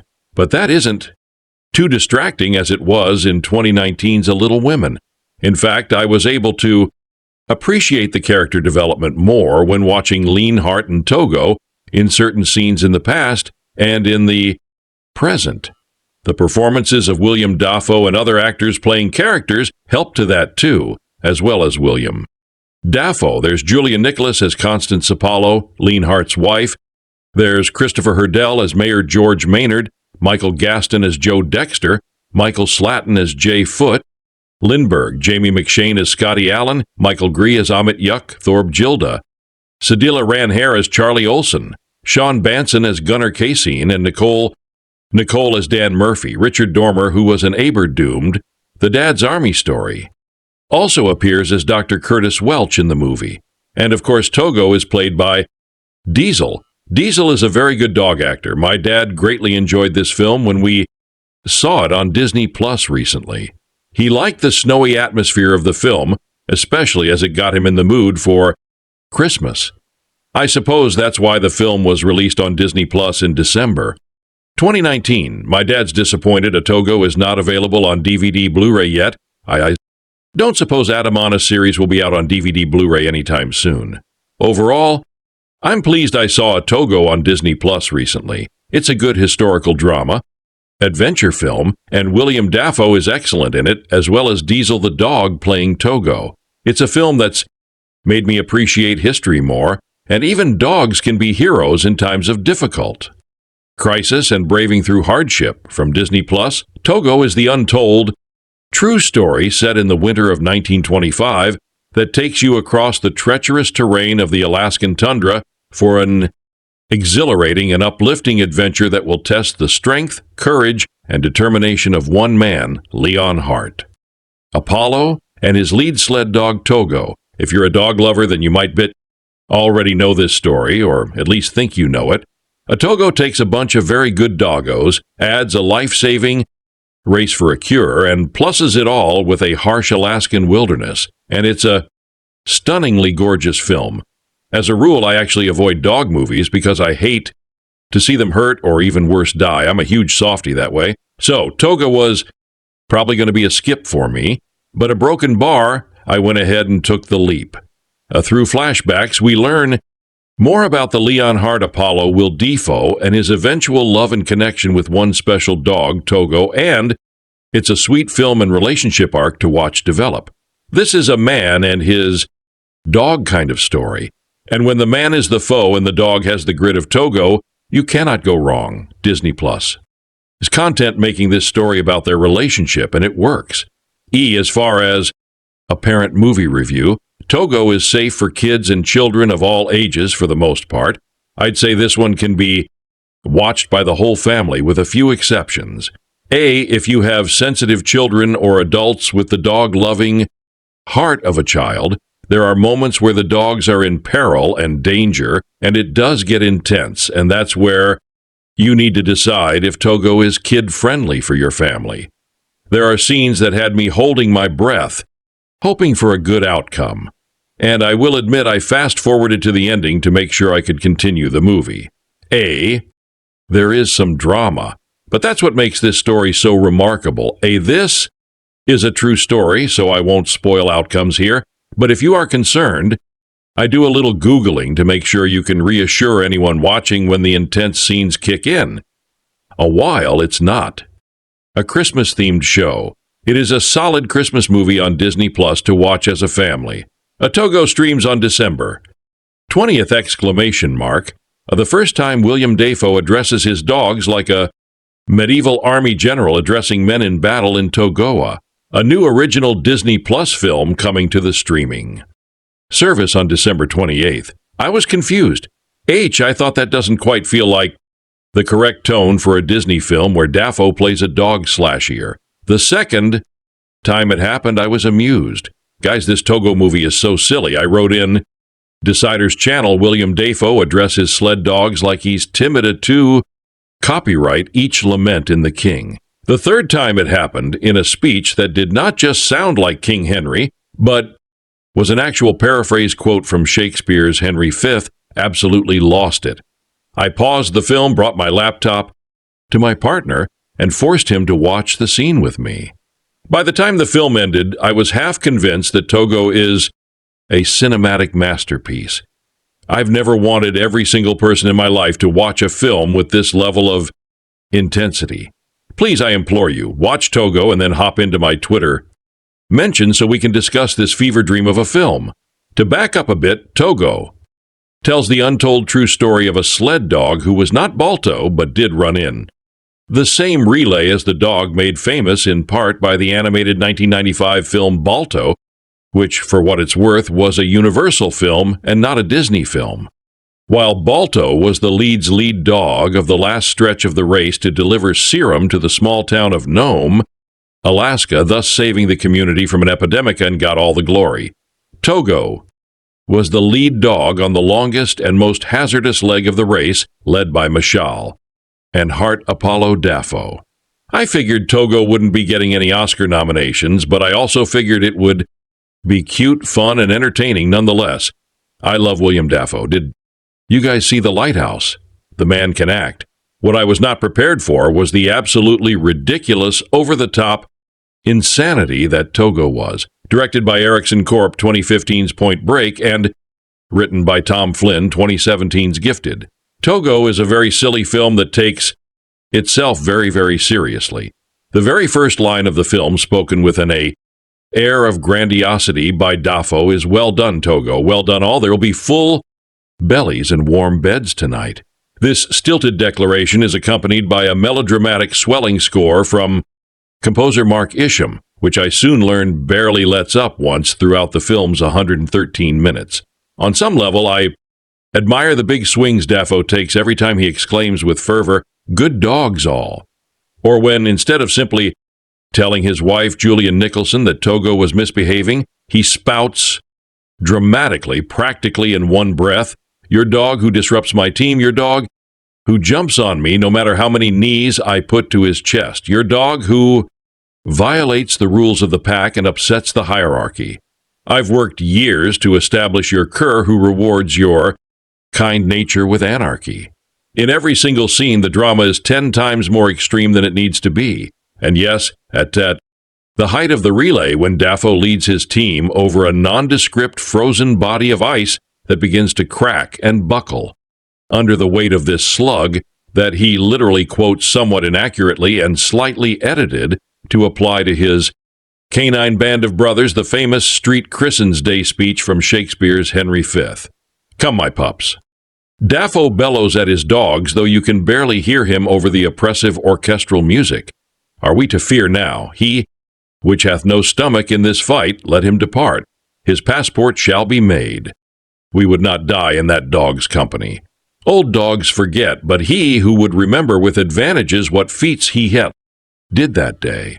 Then shall our names familiar in his mouth as household words as Apollo the driver, Sally, Molly, and Reverend Togo, Great Togo, and Lead. Truly, this film is insanity. The love story between Dafoe and his toga, which we see unfold through a series of flashbacks, he could have been genuinely moving had the theatrics been dialed back by about 80%. Instead, it's absurd. Nonsense that had me cry laughing by the time the end credits rolled, right after a very dramatic "Where are they now?" epilogue credits text that takes a very pointed shot at Balto, but honestly, I was delighted by it. This is the kind of absurd nonsense that pairs perfectly with a bottle of wine on a Friday night. So yes, I do recommend you stream Togo. It's the most fun I've had in months. OGO is based on the true events of the 1925 Serum Run, also known as the Great Race of Mercy. The town of Nome, Alaska has been hit with the diphtheria outbreak just as a huge winter storm rolls in. The nearest Antaxin serum is located over 600 miles away in Nanana. Leon Hart's Apollo will defo volunteers to take his sled dog team led by his 12-year-old husky Togo on a quest to get that serum and bring it back. Do you like dogs that aren't CGI? Do you like gorgeous mountain vistas? If you answered yes to either of these questions, then I recommend Togo for you. The movie splits its time mainly between Sapala and his team's quest for the serum and flashbacks to Togo's young years as the disobedient run over Sapala's heart and became lead dog of this lead team. This narrative structure allows the film to be heartfelt and personal without ever becoming saccharine. The audience falls in love with Togo's outsized personality while also being given an intimate look into Sapala's motivations and relationships. In terms of content, the story does involve dogs and humans being put in perilous situations. The journey across Alaska is fraught with high winds, freezing temperatures, cliffs, and cracking sea ice. The inside of the hospital with the diphtheria patients, most of them children, is shown to emphasize the dire need the town is in. At one point, Togo gets injured and a small amount of blood is seen on his paw. None of the action is gratuitous or out of place, but is in service of the story and setting up the stakes of the situation. Dafoe's performance is the centerpiece of this picture, and he executes it flawlessly. Julian Nicholson's supporting performance as Sapala's wife Constance is sincere and grounded. The stunning landscapes, many of which are within an hour of my house, are shot beautifully and are upheld by the subtle but powerful score. Togo is a high-quality family movie with heart that both children and adults will enjoy. We don't talk about it much, what with all the cultural space we've devoted to Marvel and Star Wars and Pixar, but Disney loves making movies about sled dogs. From Iron Will to Snow Dogs to Eight Below, the studio's executives clearly have a soft spot for rugged frontier tales of tough Arctic men and their canine companions. The latest entry in their unofficial sled dog cinematic universe, Togo, streaming on Disney Plus beginning December 20th, adds 2 new perks. Its basis, in fact, in the presence of its star, Willem Dafoe. Tom Flynn's screenplay draws its inspiration from the 1925 Serum Run, in which antitaxants were transported more than 600 meters in the midst of a deadly winter storm to stay at a diphtheria outbreak in Nome, Alaska. The dog that completed the run, Balto, got the fame and the glory in his own earlier big screen vehicle, but Togo was reportedly the real hero, running 264 miles of the route under the guidance of his trainer and mushly Inhard Sapala Dafoe. The first half is somewhat derailed by a baffling dual timeline structure flashing back to Sapala and Togo's initial conflicts. That is not a sled dog. Sapala announces, all but winking at the viewer, "There are no real stakes or doubts. We know they end up getting along, and these stretches serve only to stall the momentum of the primary narrative. But when Togo gets going, it goes. The ever-earthy Dafoe forges a believable bond with the well-trained dog, and closing scenes along with their hero shots and heavy strings are genuinely moving. The set pieces, particularly a near tumble off a cliff and a terrifying run across cracking ice, are impressively executed. A day visceral and scary enough to make the streaming-only release seem like a real missed opportunity. Once upon a time, Disney released movies like this in theaters, but today, tentpole movies reign supreme, and most everything else is relegated to streaming. That's a shame, as Erickson Korp, who is both the director and cinematographer, does right by his wide-open spaces, painting imposing pictures of snow-capped mountains and rolling vistas. A film of this scope will presumably lose something on an iPad. Togo is a heartwarming drama about two of the unsung heroes of the 1925 Great Race of Mercy, the legendary dog sled serum relay from Nana to Nome, Alaska. While Balto is commonly recognized as the canine hero of this historic run, Togo and his mushier Leonhard Apollo are depicted as the predominant force behind the success of the heroic race against the elements to bring diphtheria anti-tax into the stricken city of Nome. Lean Hart initially despises Togo as a puppy due to his small size and his refusal to stay away from Sapala's training work with the larger dogs. However, Togo's tenacity eventually pushes Leonhardt to realize that despite his size, Togo has incredible capabilities as a lead sled dog. When the diphtheria epidemic threatens the lives of many children in Nome during blizzard conditions, Leonhardt's team of dogs led by Togo are considered to be the town's only hope. While 20 total dogs-led teams eventually join the relay, 19 of those teams average only 31. While Leonhardt's team of dogs journeys 264 miles, crossing the dangerous Norton Sound and climbing McKinley Mountain despite wind chill temperatures of minus 85 degrees. Due to their determination and bravery, many of Nome's children were saved.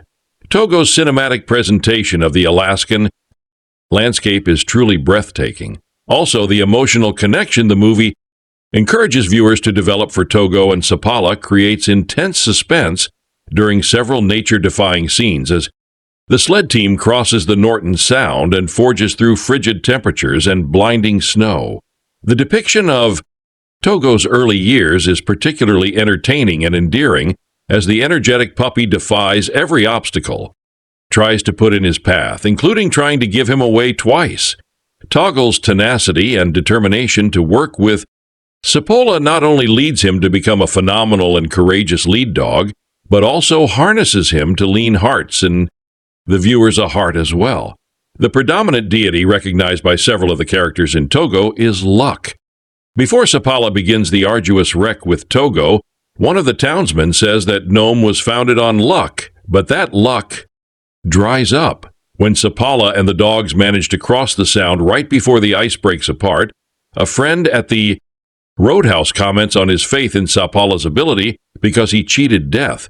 The movie does, however, portray loving marriage relationships between Leonhardt and his wife Constance, and extols many positive biblical qualities, including gratitude, courage, perseverance, kindness, repentance, and generosity. Also, several churches are seen and a prayer is recited. Disney's Togo is far and away the most factual of all the many movies about the 1925 Nome epidemic and the Great Mercy Run, the dog sled relay run that saved it.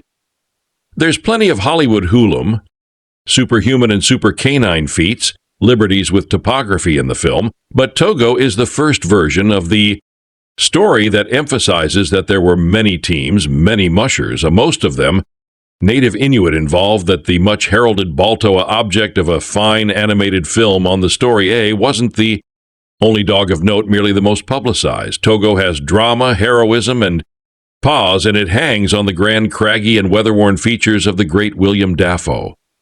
One of the finest actors of his generation turned loose on a role with built-in theatricality. There aren't many who can launch into a Norwegian Musher's version of Shakespeare's Street.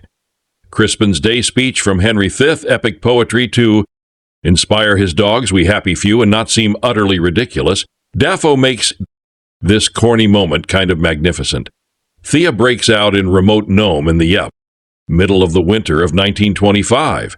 Thousands might die, with children the most vulnerable. A serum was available in Anchorage, but there was no rail line. Ice code sounds preventing shipping, and primitive airplanes would never make it to the town in 60 below snow squalls with 50 miles per hour winds. Only sled dogs would do. Only Norwegian immigrant Lean Heart Apollo could guide them through 674 miles of frozen blizzard blocked wasteland, and Sapala wouldn't make the run without his aged lead dog, the run of the litter Togo. It wasn't until days after Sapala took off that the governor came up with the idea of a relay run using mail-carrying mushers, most of them natives, to rush the medicine through. But Sapala was already crossing frozen Nelson Sound, braving the worst Alaska's winters have to give with his trusty team of huskies. He and his dogs endure frigid white hell to make the trip from way station to way station. And as they do, Megan Lisa remembers the damned mud he hated, tried to give away, and considered worse whom he's entrusted with his and his team's lives. Street Francis of Izey would shoot this dog. Leanheart grouses at the sickly rant wife. Constance Julian Nicholson insists on saving, treating, and indulging as the little pup grows up to be healthy and seriously rambunctious. Yes, there's Willem Dafoe, but Eric and Koror's moving historical drama Togo is a canine-obsessed affair, and why shouldn't it be?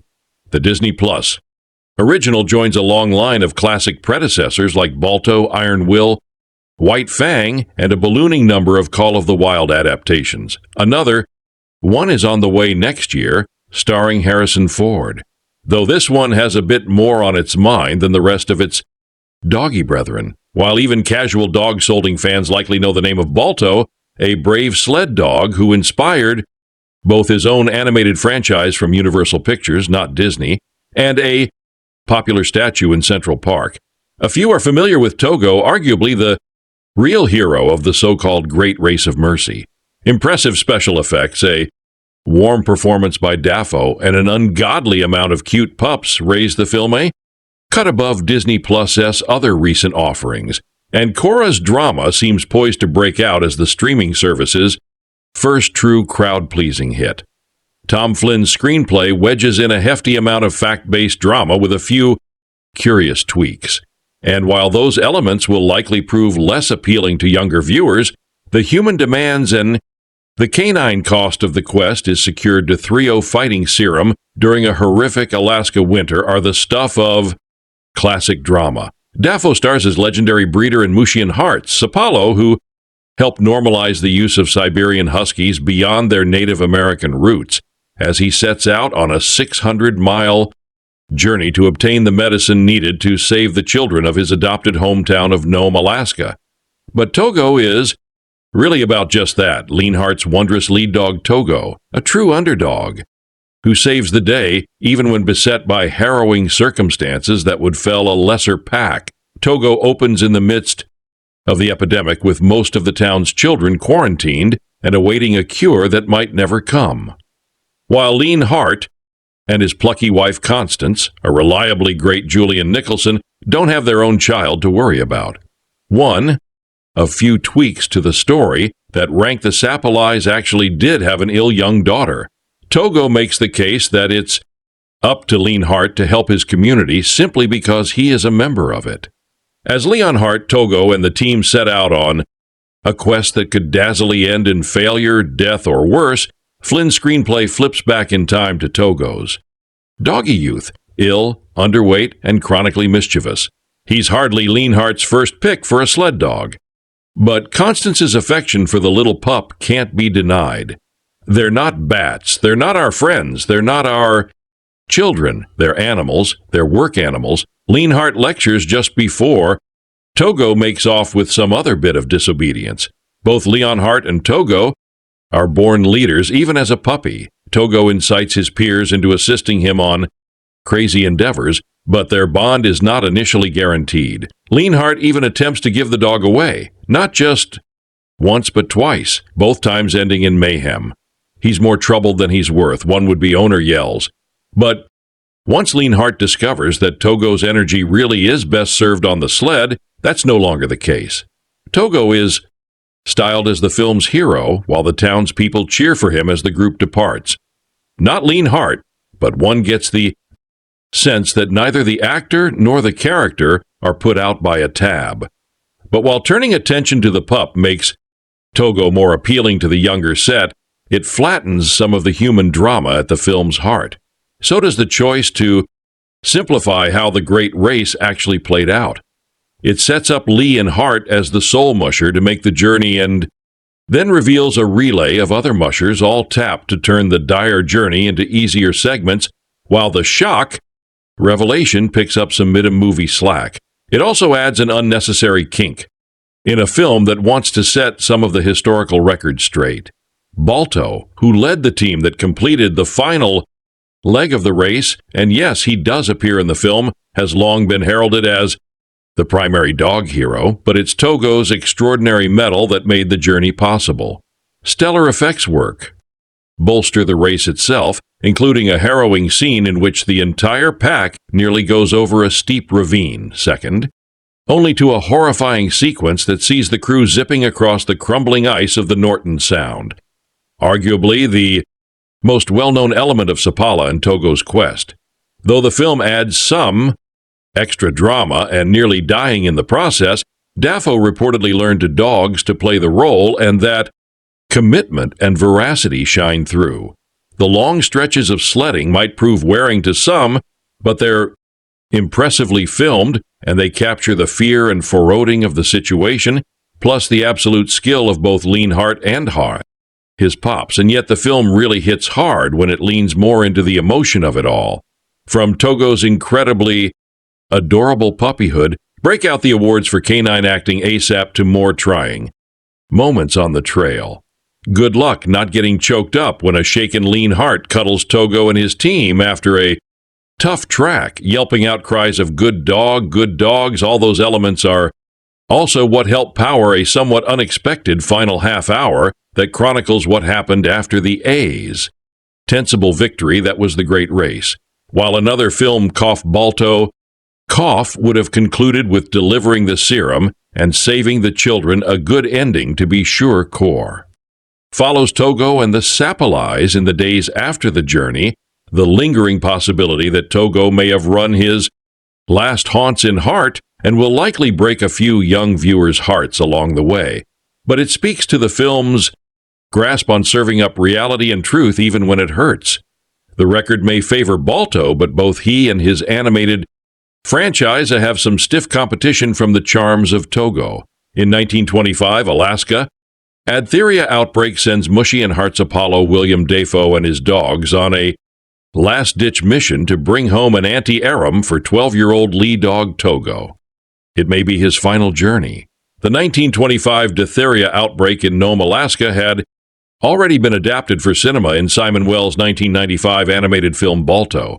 This live-action take, directed by Erickson Core and starring Willem Dafoe, is a more grounded and respectful adaptation of the events. It sidelines the lead dog, Balto, in favor of Togo, the lead of a separate leg of the 20-team emergency relay and the one that led by far the longest stretch of the hazardous journey. Much has been written over the years about the death of the mid-budget feature. In a highly competitive industry, American film has effectively been split down the middle. There remains a lucrative market for tentpole blockbusters and event films, as well as for low-budget independents. However, anything between has found itself without a profitable path to market. This has been particularly true of Disney, where massively expensive franchise pictures have overtaken everything else, and where a film is unlikely to exist that is not a Marvel or Star Wars sequel, an animated feature or live-action adaptation of one. For a company that made its reputation with moderately budgeted, family-oriented adventure, drama, and comedy films, it has been rather depressing to see. Togo shows off a solution to that problem in that a mid-range adventure film can find a home via streaming video. Released directly to Disney Plus and bypassing a theatrical release, Togo is exactly the kind of high-quality, family-friendly production with which past generations grew up. Assuming its release inspires further product in the old style, it is a way for Disney to effectively have its cake and eat it too. What seems like a straightforward Arctic adventure gains much more depth thanks to a series of well-placed flashbacks. They illuminate the relationships between Willem Dafoe, a hardened musher who treats his dogs more like tools than pets, and Togo Run then grows up to be a strong-willed and independently minded dog. While it is a familiar story, it is one told very well, and with a great deal of charm and heart. The film benefits enormously from Dafoe's presence. He is such a beautifully committed actor and fills Sapala with a wealth of power and emotion as Sapala's wife, Constance. Julian Nicholson offers a wonderfully compassionate and warm counterpoint. Together, they go a long way towards making a Togoa the pleasing and heartfelt film that it is. The action sequences are well shot and emotionally stirring at their best day, including a race across breaking ice during the film's third act. They get remarkable, tense, verging on the terrifying. The film is well staged throughout, achieving a wonderful look and tone without ever feeling over-stylized or relying too much on visual effects. With the Togo comes the satisfaction of seeing a solidly old-fashioned Hollywood adventure told in a superb manner. While it relates a familiar kind of story, it is told with an emotional truth and a strong central core. Strong production values and performances give it a particular strength. This may not be a film to break any conventions or upend audience expectations, but as a family-oriented feature with a charming dog, it is absolutely wonderful. In these somewhat troubled times, it feels like a proper tonic. You don't get a dog's levy for ages, then two come along at once, hot. On the pause of Call of the Wild, Togo arrives with Willem Dafoe in for Harrison Ford and Real Dogs, replacing Terry Notary on all fours. Directed and photographed by Point Breaks Erickson. Good name for a 90s Nicolas Cage action hero. It's the kind of film even 10 years ago would have been a regular fixture on the Disney theatrical slate, but these days is getting straight to streaming ignominy, which is a shame as there's a lot to like about both Togo and Togo. The over-the-hill Siberian husky who is to sledding what daddy is to running marathons do trip from U.S. history. Togo has more of a narrative urgency than Call. In 1925, the small pup town of Nome, Alaska is hit by an epidemic. Topical, this time an outbreak of Theria. The nearest Antaxons are over 600 meters away, and with train travel impossible and aircraft delivery too dangerous. The town looks to Norwegian-American dog breeder and mushy in hearts. Apollo Dafoe sporting a fur coat to rival Mark Morrison to undertake the journey via sledding dogs led by his trusty mute 12-year-old Togo Dot. So the setup is a race against time, which makes screenwriter Tom Flynn's decision to layer it with flashbacks to the start of Sapala and Togo's relationship a little baffling. If there are lots of fun, cute moments here, a Togo burrowing under a fence to join Lee and Hart's practice runs across grass, Togo running wild in the home of a new owner, Togo winning a race against the odds at the Trixie timeline serves to dissipate momentum in the plot and feels inconsequential, given we know that man and dog ultimately bond. The film is at its best when it concentrates on the race, featuring exciting set pieces such as Sapala and his dogs barreling uncontrollably towards a cliff face and a perilous run across the cracking ice of the Northern Sound. Elsewhere, it is the nature adventure formula as advertised beautiful scenery, slow-motion animals, and increasingly over-the-top ways to describe the dog. His heart runs faster than his legs. Best dog I've ever known. The film also gets something from Dafoe. He repeatedly learned his sled for the film, who makes his arc from Togo antipathy to Togo love believable, and his scenes with Julian Nicholson as his wife Constance, an early supporter of Togo, have a real warmth to them. Always excited to view what flavor of lime green vomit Disney are going to bathe. offer us. Disney Plus has streamlined this content to somewhere out of my reach. Togo has its appeals. Surprisingly, Willem Dafoe can sell us any form of nonsense he wants, and this latest pairing of man and dog appears to have made the usual rounds of Disney fans and hardcore Deo appreciators. Hopefully the two shall never meet again. For this piece from director Erickson Core is an oddly sloppy mixture of good ideas and stalwart craftsmanship with an overbearing hint of Disney. Sea-centric topics sure to pass. There are rigorous family-friendly exams with flying colors, taking us across the perfidious plains of Alaska. Our story brings a tale of struggling adventure and travel. Dafoe is, of course, a tremendous leading man, playing well with some half-baked bleach, a copyright, as in a couple of filler scenes. Ultimately, though, he does well, indicating some signs of life kicking around Frozen. Tundra, more often than not, audiences may find some ad charms in the simplicity of this one. An adventure following Leon Hart's Apollo Dafoe and his trustworthy titular dog doesn't traps or travel further than the borders of mediocrity.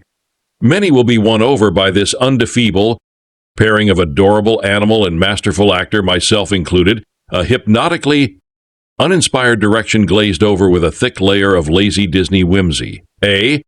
Togo doesn't even try and break free from its expectedly dull moments. A strange gloss over the camera blurs the outer regions of the frame, presumably to focus in on those front and center. It's a glaringly odd decision to consciously make. Macho Fat Goa doesn't exactly feel awake or thriving. We limp on through the expected tropes of upbeat Disney filler, often pausing for a bit, of faux emotional musings or moments of predictable heart-wrenching horror as Dafoe and dog travel a long journey in the hopes of collecting a vaccine to aid ill children. Togo approved Disney can shovel some viewing figures towards notably great actors co-starring with dogs at the call of the wild, backed it. Up less than a year later, with Dafoe at the helm, were offered competent performances loosely based on reality. Nothing inspired or wholly engaging, but for the standards Disney set themselves these days, this is well above their usual fluff. They sure yet to find its audience somewhere. The modern tirade of Disney's live-action approach is, after all, only just beginning. It still features their usual tropes, a Togo. It will appeal to those out there that are won over solely by dogs featuring alongside superb actors swanning around in the snow in search of some meaning. A Togo is an original movie based on a true story coming soon to Disney Plus. It perfectly expresses the bond between man and dog. I was hooked within the first few minutes and instantly fell in love with Togo. Willem Dafoe puts on a great performance per usual as Lean. Hart's Apollo and I truly felt his love for Togo through the screen. Even if you aren't a dog lover, you will be after you watch this movie. Togo starts out with the knowledge that a really bad storm is coming, but the town needs someone to make a serum run. Lean Hart is the best dog sled driver around, so they look to him. He is lie because of the fact that his caribou dog Togo fears the storm, and when animals fear the storm, man should as well. When he accepts the job of going, his wife warns him that taking to surely means the death of the dog. That is the moment I prepared myself for the worst. It was that instant I felt that it would mean the end of the dog. And I knew already I would be a sobbing mess before the film was over. But is that what happened? You will have to watch to find out. Togo is set in 1925 Alaska, and it couldn't be a more beautiful movie inside and out. From the visuals of a raging and angry storm to the Alaskan landscape, this movie is stunning. I have always wanted to visit Alaska now, so more than ever. Even though there were moments that were absolutely terrifying with the wind and snow, the beauty still shines through. Togo is filled with drama and action as Lean Hart races through the frozen tundra. There were many moments where I was on the edge of my seat. I assumed he would make it and that Togo would not, but I did not know if my assumptions were correct. And every time they seemed in danger, my heart raced. I realized fairly quickly that I was very invested in Leon Hart, Togo, and their journey. All I wanted more than anything was for them to arrive home together safe and sound. What Leonhardt did was extremely selfless. He went out in the middle of a horrible storm, knowing he might not come home to get medicine to save his bat community. The kids and families needed him and Togo, and they gave their all to get through trial after trele, including a run over ice that had me standing up and pacing while I watched it. Throughout the journey, we see Togo's full story, and it was more heartwarming than I could have ever expected. We are shown how Leonhardt almost gave up on Togo when he was a weak pup, but his wife helped convince him otherwise time and time again. He almost turned his back on Togo. In fact, he even tried to give him away once, but Togo was returned. The movie goes on to show just how the bond between Togo and his owner was developed, and I loved every second of it. Willem Dafoe does an excellent job of showing the audience how man and dog can bond, even when man fights it. At one point, Leonhardt talks about how he tried to give Togo away, twice, and the heartbreak in his eyes over that broke my heart a little bit. And some information about it. How do you like our today's video? Please let us know by commenting, and if you like this video, please like it, share it, and don't forget to subscribe to our channel. Thanks for watching.